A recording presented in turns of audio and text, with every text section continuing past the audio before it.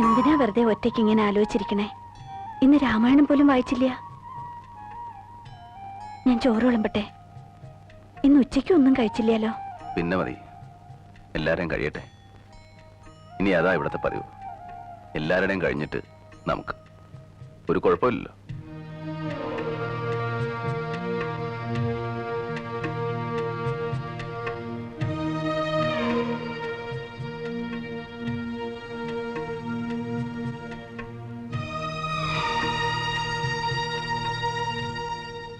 ശോഭയ്ക്ക് വലിയ വിഷമായി. ഓ, അത് സാരല്ല, ഞാനത് മറന്നു. സുധ വളരെ മോശമായിട്ട് അവളോട് സംസാരിച്ചു. കല്യാണത്തിന് അവളുടെ പണം വേണ്ടെന്ന് വരെ പറഞ്ഞു. വിവരമില്ലാതെ അവളെന്തെങ്കിലും പറഞ്ഞെന്ന് വെച്ച് നീ അത് സാരാക്കണ്ട. അധിക ദിവസം ഇല്ലാലോ ഇനി ആ ശല്യം. പക്ഷേ ശോഭ അത് വളരെ സീരിയസ് ആയിട്ടാണ് എടുത്തിരിക്കണേ.